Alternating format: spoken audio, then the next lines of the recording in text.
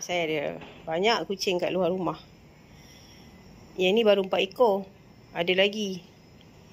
Semuanya lebih daripada 10 ekor. Jadi untuk elakkan diorang daripada berak dan kencing dekat depan pintu rumah, saya letakkan dengan cat di order block. Tapi ramai yang tanya, bila dah letak tu, dia akan mengecil ke ataupun dia akan meninggalkan kesan. Ni dulu saya letak dengan bauan apple. Jadi lap sahaja. So dah hilang. Macam tu.